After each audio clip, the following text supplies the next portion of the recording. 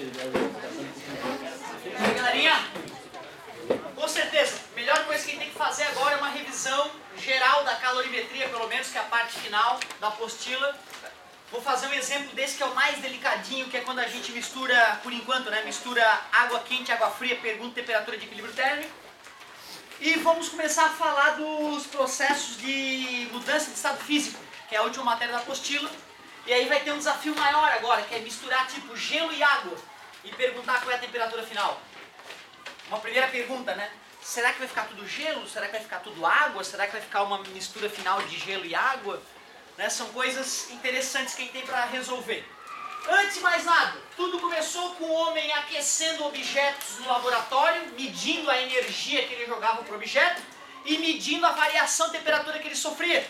O homem logo percebeu que um objeto específico mantinha uma certa constância na relação quantidade de calor, variação de temperatura. Foi assim que nasceu a ideia de capacidade térmica.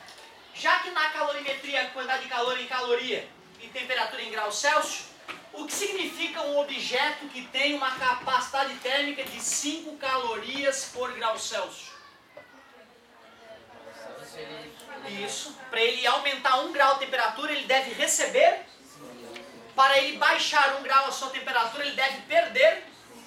Quer dizer que se eu jogo 15 calorias para esse indivíduo, aumenta 3 graus. Se eu retiro 22,5, foi para te provocar, para te mostrar que se eu botar um número desagradável, de cabeça fica ruim. O amigo até que matou ali. Mas se o número for de sacana, tu faz a conta. A capacidade é 5.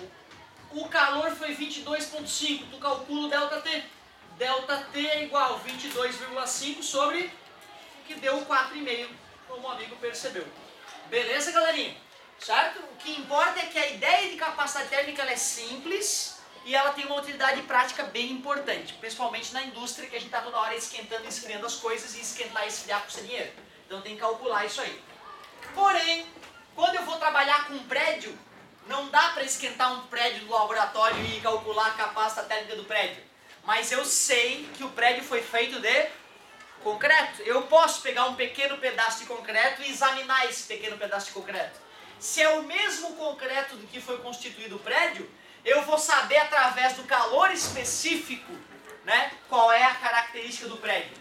Então o que é calor específico? É tu pegar a capacidade térmica do prédio, por exemplo, e dividir pela massa. É assim que a gente calcula o calor específico. Qual é o calor específico mais famoso do mundo? É o da água. Qual é o calor específico da água líquida? 1 caloria por grama grau Celsius. Quer dizer que cada grama de água, para variar 1 grau Celsius, exige 1 caloria. Isso, aliás, é a própria definição de caloria. Caloria é a energia necessária para pegar 1 grama de água e aquecer 1 grau. Isso aqui no ensino médio, né? Na faculdade eles vão te alertar que 1 caloria é a energia necessária para aquecer 1 grama de água de 14,5 para 15,5 graus Celsius. Lembra disso? Certo? Uma sutilezazinha que nós vamos deixar para a faculdade. De qualquer forma, isola numa, substitui na outra, nasce o famoso que macete. Essa fórmula, também, essa quantidade de calor é chamada de calor sensível. Por que ela é chamada de calor sensível? Porque está relacionado à variação de temperatura, que nós podemos sentir. Sensível é aquilo que se pode sentir, né? Aí tem as questões mais bobas. Eu te dou uma massa, te dou o Czinho da substância, te dou a variação de temperatura, tu multiplica e me responde qual é a quantidade de calor. Posso te fornecer a quantidade de calor, o Czinho, ΔT, te pedir a massa. E assim por diante, né? Mas uma questão legal para trabalhar essa ideia é a que o amigo lembrou. Professor, como é mesmo que eu faço para determinar a temperatura de equilíbrio térmico quando eu misturo objetos aquecidos com objetos menos aquecidos? O exemplo clássico é esse aqui, ó. Eu vou lá e pego 60 gramas de água a 90 graus Celsius e misturo com 40 gramas de água a 30 graus Celsius. Qual é a temperatura final considerando que esse recipiente é adiabático. Vocês lembram o que é um recipiente adiabático? Não troca calor com o meio, não troca calor com o meio, muito bom. Como é que mata essa charada? Tu vai pegar o queima-seque, vai aplicar na água fria e na água quente. O que tu não conhece, tu deixa em aberto. O que tu conhece, tu substitui. Para a massa de água fria, quantos gramas? Fria, 30 graus, né? 40, tudo bem para vocês? O Czinho da água. 1, acabamos de revisar. Temperatura final. TF, não sei. Temperatura inicial, menos 30. Escrevi o queima-seque para água fria. Por favor, para água quente. 60 é o M, a massa. Vezes 1 é o Czinho, calor específico da água. Vezes temperatura final, menos 90. Observe que eu não posso resolver nenhuma conta nem outra, porque eu não tenho nem a quantidade de calor, nem a temperatura final. Porém, nós sabemos que se a água quente perde 100 calorias, quem recebe essas 100 calorias? Água fria. Cada uma caloria que a água quente perder, a água fria vai receber. Como aqui na física receber é positivo e perder é negativo, via de regra, nós podemos dizer que o calor recebido mais o calor perdido vai dar 0. Porque se uma perde 1000, menos 1000. Se a outra ganha 1000, mais 1000. Mais 1000 com menos 1000, 0. Então, ó, embora eu forneça esta fórmula, eu não forneço a fórmula que é o princípio da troca de calor. Calor recebido mais calor perdido igual a 0. Quanto é que foi o calor recebido pela água fria? Deixa eu ver. 40 que multiplica TF menos 30. Qual foi o calor perdido pela água quente? Vamos ver. 60 que multiplica TF menos 90. Isso é igual a 0. Propriedade distributiva. 40 TF menos 1200 mais 60 TF menos 5.400 é igual a 0. 40 TF com 60 TF, 100 TF. Menos 1.200 com menos 5.400, 6.600. Somando 6.600 em ambos os lados, dividindo ambos os lados por 100,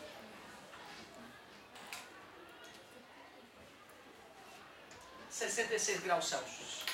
A pergunta é, por que ficou tão mais próximo da temperatura da água quente do que da água fria?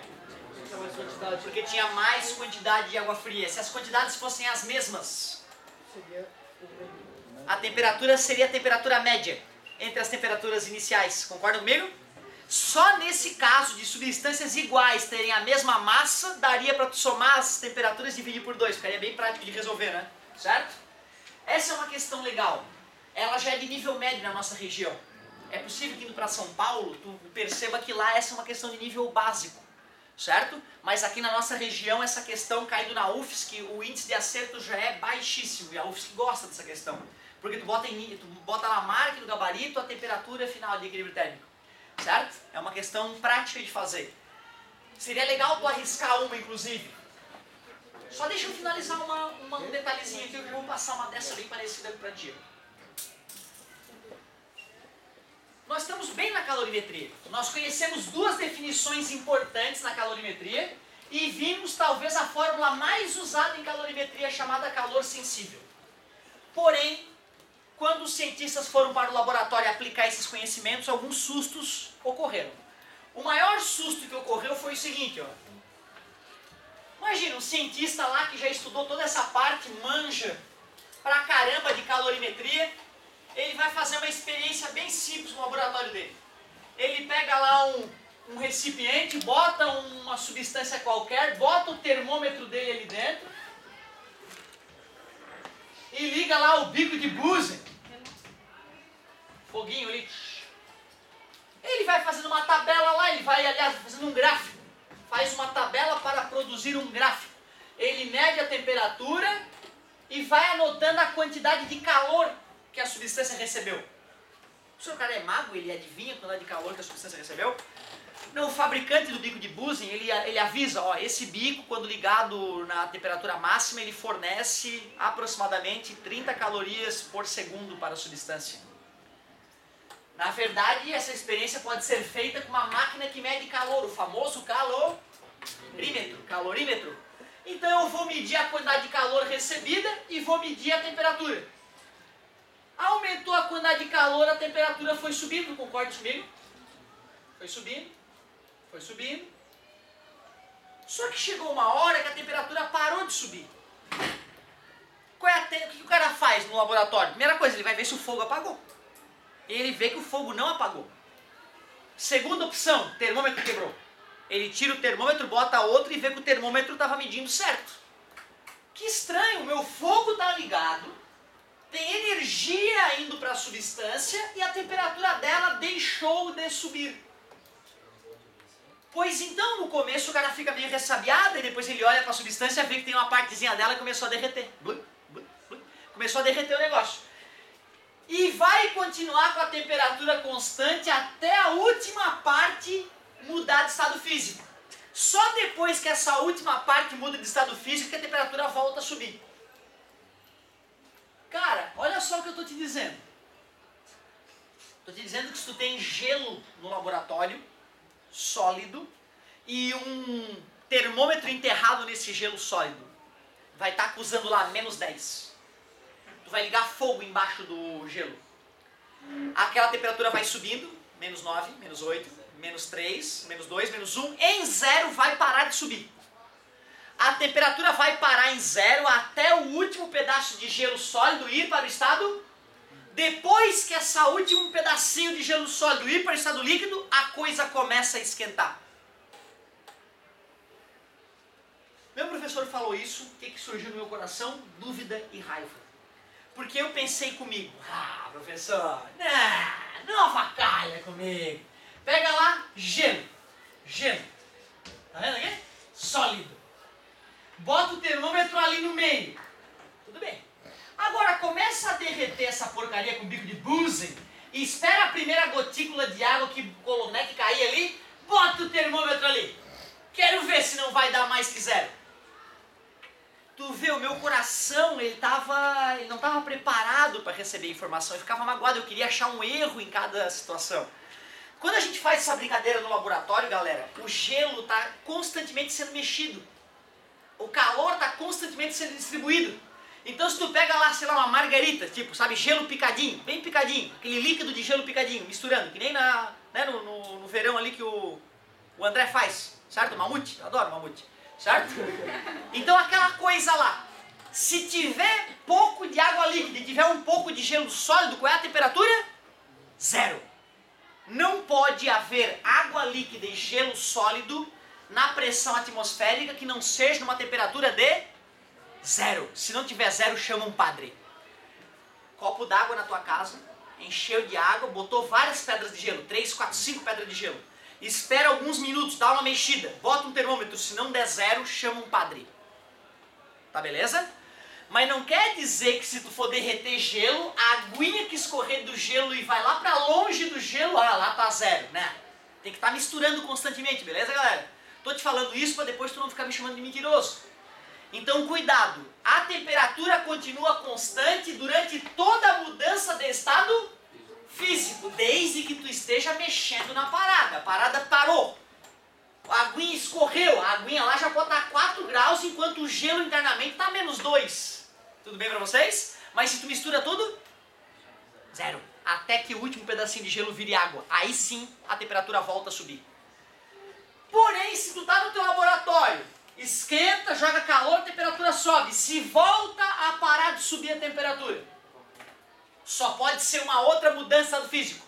Se antes tu viu a coisa indo do sólido para o líquido, agora tens que ver as borbulhas começando. E à medida que começou a ebulição, a temperatura vai se manter até que a última porção líquida passe para o estado gasoso. Aí sim aquele gás todo, se estiver aprisionado, pode continuar sendo aquecido.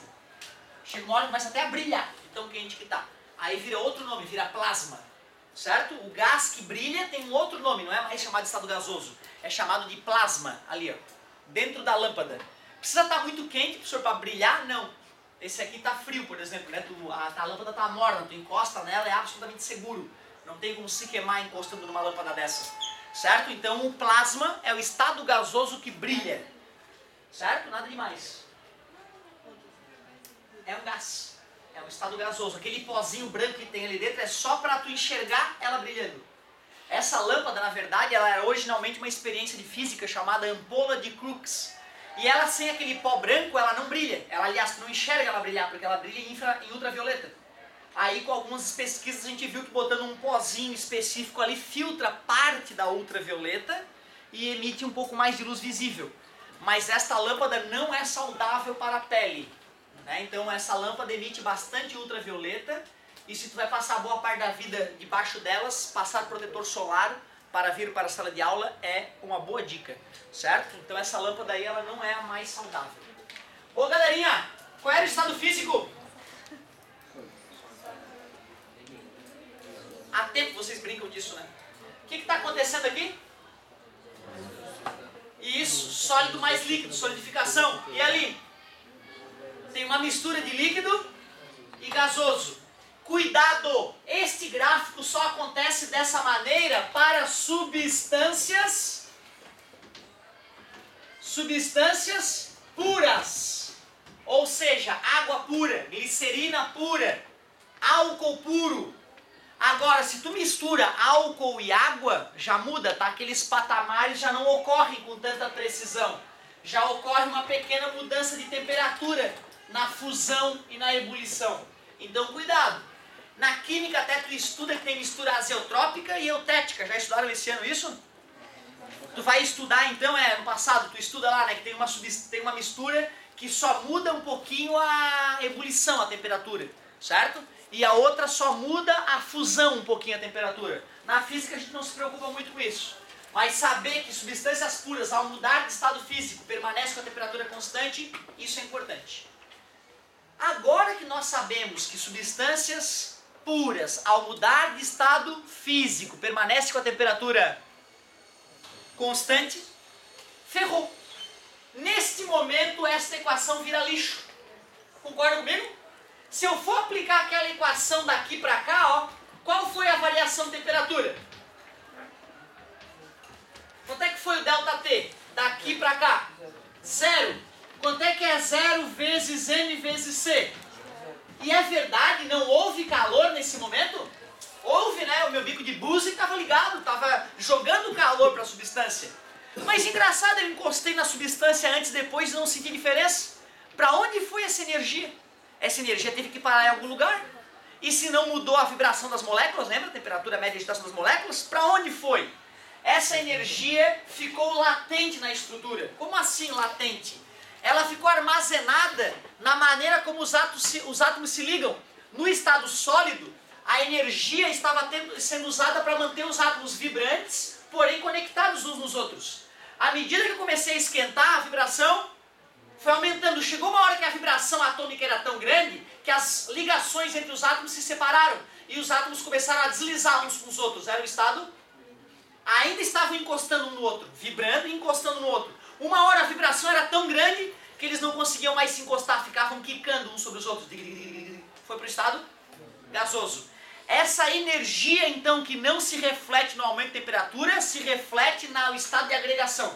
Beleza? Já que essa fórmula é lixo para a mudança de estado físico, eu vou ter que criar uma nova fórmula para calcular energia na mudança de estado físico. Última fórmula de calorimetria. Vamos ao laboratório mais uma vez. Peguei aqui gelo. Olha que esse gelo está na iminência de derreter. Já está a 0 grau, não é a temperatura em que o gelo derrete? Mas nenhuma gota dele derreteu ainda. Nenhuma gota, ele continua totalmente congelado. Quantas gramas de gelo, professor? 100 gramas.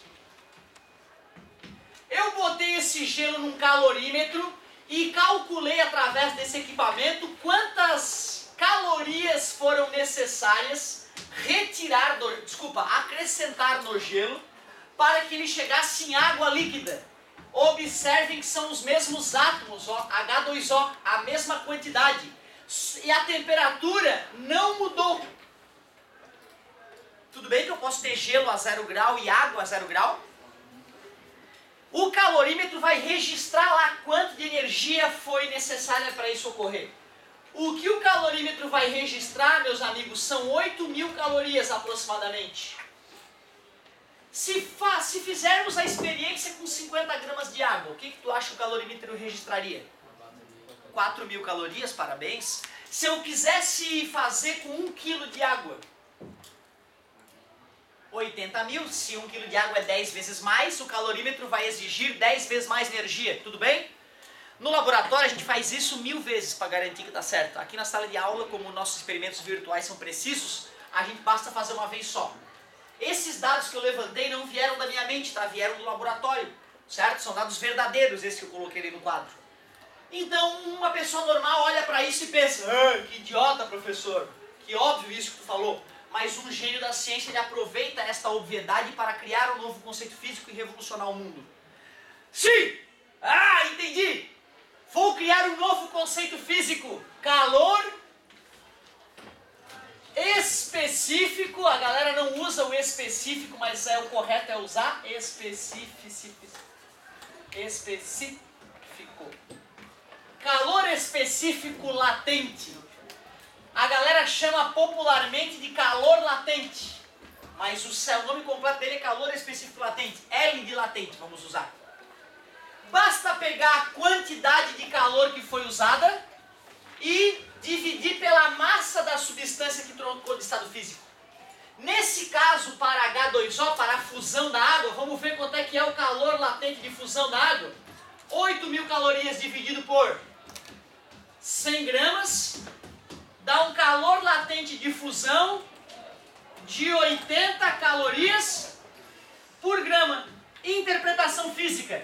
Cada grama de gelo que eu quiser derreter, de 0 graus para 0 grau, eu devo fazê-lo absorver 80 calorias. Se eu quiser derreter 2 gramas de gelo. Se eu quiser congelar meia grama de água, eu tenho que retirar 40 calorias dela, né? Então, se o L de fusão da H2O é 80 calorias por grama, eu pergunto a vocês, qual é o L de solidificação da H2O? Parabéns, garoto. Menos 80 calorias por grama. Esse valor é tabelado e será fornecido para vocês, tá? Deixa eu ver se a galera tá ligada mesmo. O L de liquefação da água, o L de liquefação da água é menos 540 calorias por grama. Qual é o L de ebulição da água?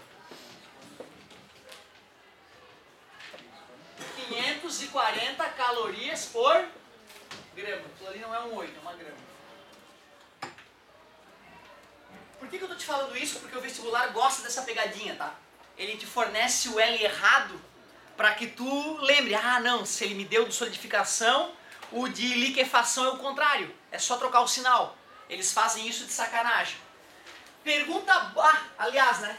Apesar da definição ser assim, a gente vai multiplicar por M em ambos os lados e vai nascer o famoso que moleza. Resumindo, em calorimetria, ou é que macete ou é que moleza, não adianta. É um dos dois. Mudou a temperatura, que macete. Não mudou a temperatura, que moleza. É isso. Esse é chamado de calor sensível, esse é chamado de calor latente. Cuidado, ó. Esse é o calor latente. Esse aqui tem um nome um pouquinho diferente. Calor específico latente, aquele L ali. Tu vai ter que decorar o L das coisas? Não, vai ser fornecido. O L da água sempre cai no vestibular. E ele não é considerado que tu tens que saber. O Czinho da água tens que saber. 1 caloria, grama, grau Celsius. O L não. Mas a gente faz tantas vezes que chega uma hora que a gente já não olha mais pro formulário. A gente já faz a conta de uma vez. Então a primeira pergunta boba.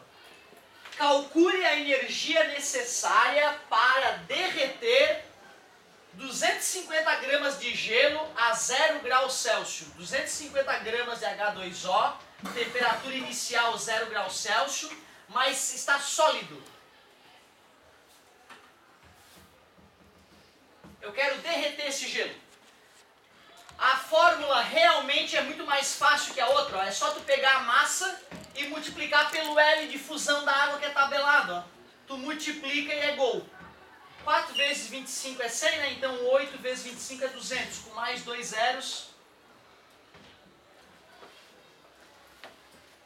Professor, 20 mil calorias só para derreter um pouquinho de gelo? Claro, cara, são 20 quilocalorias. Metade da energia que um bombom tem. Certo? Um bombom, um som de valsa tem 50 quilocalorias, 50 mil calorias. Certo? Então, pro teu corpo é isso aqui, ó. Pronto. 20 mil calorias na palma da mão. Então é bem pouca coisa, nada demais, tá? Então não te espanta com aqueles zeros a mais ali. E se fosse para congelar 250 gramas de água que estava a 0 grau? Menos 20 mil calorias. Tudo bem para vocês? Outro exemplo mais divertidinho então, ó. Eu tenho 500 gramas de água que está a 20 graus. Eu quero gelo. Gelo para o suco. No final de semana. Muito suco aqui então no final de semana. Então a gente vai lá e tem meio litro de água, 250 gramas. Só que está um dia quente, está um dia mais quente. 30 graus estava a água da torneira. Eu pego isso, boto em forminhas de gelo, taco no freezer. A pergunta é, qual é a quantidade de calor que o freezer vai ter que retirar dessa quantidade de água para transformar em gelo a menos 10? Em gelo a menos 10. Eu quero que no final eu tenha gelo bem geladinho, não gelo a 0. Porque gelo a 0 é ruim, tu bota no copo e já começa a aguar tudo. O bom é aquele gelo que demora a derreter. Então menos 10 é uma temperatura boa para gelo. Tu concorda que a primeira coisa que eu tenho que fazer é pegar a água a 30 e levar ela para 0? Concorda comigo? Antes de congelar eu tenho que esfriar minha água, não é isso? E para isso eu vou ter que fazer o quê? Que macete ou que moleza? Que macete. Depois que a água estiver a 0, o que eu vou fazer? Vou fazer o que moleza para congelar a que temperatura? 0, né? E depois que o gelo estiver a 0 já, eu vou esfriar ele para ele chegar a menos 10. Beleza? Então vamos lá. Primeiro, que macete? Massa de água. Czinho da água. Uma. Variação de temperatura.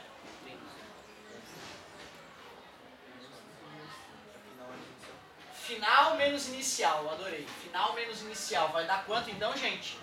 Menos 30. 500 vezes 1, 500. 500 vezes menos 30. Menos 15 mil calorias só para esfriar a água. Nem congelou ainda. Vai. Que moleza para congelar a água. Massa de água a ser congelada. 500. Calor latente de solidificação. Parabéns, tá ligado? Menos 80. Então, quantidade de calor, 5 vezes 8, 40. 40 mil calorias para congelar o gelo. Já dá até de usar esse gelo, só que não está perfeito ainda. O gelo bom é aquele gelo que está um pouquinho abaixo de 0. Ganhar alguns minutinhos aí. Último passo. Que macete de novo. Último passo é que macete. Qual é a massa que nós estamos trabalhando? Continua com 500 gramas, cuidado, hein? Qual é o Czinho do gelo? Parabéns, é 0,5. Por incrível que pareça, água e gelo são a mesma substância. Um está no estado sólido, o outro no estado líquido. E o estado de agregação interfere no comportamento térmico da substância. O gelo tem a metade do calor específico da água, 0,5 calorias por grama de grau Celsius. Não é obrigado a decorar isso. Isso eu vou te fornecer. Só o da água tem que saber. Delta T. Final menos inicial. Menos 10, concorda comigo? Até porque eu estou retirando o calor da substância da coisa o tempo inteiro, né? Concorda? Tem que ser tudo negativo as respostas. É tudo retirando o calor. Metade de 500. 250 vezes menos 10. Menos 2.500 calorias. Resumindo, para poder produzir meio quilo de gelo a menos 10 graus Celsius a partir de meio quilo de água a 30 graus Celsius, foi necessário retirar ao todo menos 57.500 calorias desse meio quilo de água. Em quilocalorias, 57,5 quilocalorias foram retiradas da água. No final das contas, onde é que isso vai aparecer na tua casa? Na conta de luz. O senhor quer me dizer que se eu abro a geladeira e fico botando água lá dentro para congelar e fazer gelo, vai aumentar o consumo de energia da minha geladeira? Lógico, com certeza. Por isso que fábrica de gelo tem uma conta de luz bizarra.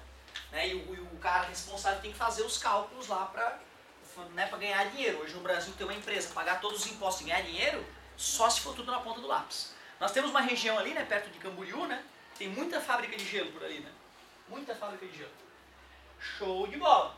Uma questão legal também é, tipo, sair de gelo a menos 20 graus e pedir para transformar em vapor d'água, né? Aquecido, imagina que legal. Vamos tentar fazer mentalmente aqui. Para sair do gelo e chegar no vapor, quais são os processos? Que macete para o gelo ir até zero? Que moleza para derreter o gelo já virou água? Que macete para esquentar a água até 100? Que moleza para evaporar a água? Que macete para aquecer o vapor? Eu te dou o Czinho do vapor, que é 0,45. Então fica bem mais trabalhoso, mas a ideia é a mesma. E é sempre intercalando um que macete e o que moleza. Como é que tu decide se é que macete e se é que moleza? Pela ΔT. Se tem ΔT, tu usa a fórmula que tem ΔT. Se não tem ΔT, tu usa a fórmula que não tem. Justo, né? Ou basta lembrar que durante a mudança de estado físico, não muda a temperatura. Certo? Por incrível que pareça, esse era o conteúdo que faltava discutir nesse volume. Como hoje à tarde nós estaremos juntos, nós ficaremos fazendo exercício. Certo? Exercícios com que macete e que moleza. Ó, no princípio da troca de calor, que é aquele primeiro exemplo que eu fiz para vocês, lá na página 50, vocês podem arriscar 1, 3 e 5, vamos fazer as ímpares.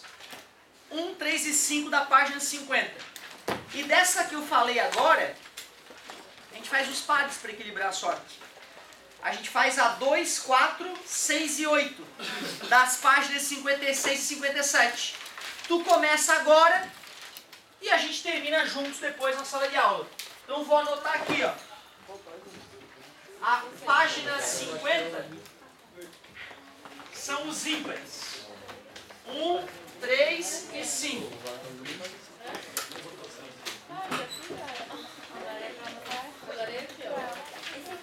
E a página 56 e 57 são os pares. 2, 4, 6 e 8. 7 exercícios para a gente se livrar de mais uma apostila. Alguém está sem material? Vamos, galerinha. Tem um bom tempo para dar um gás aí, tô indo nas carteiras, dar uma força. Quem quiser fazer as outras, não tem problema. Quem quiser pegar exercício em outro lugar e trazer para o apoio, não tem problema. Fica à vontade. Senhor, meu pai está fazendo engenharia no começo, tem uma dúvida.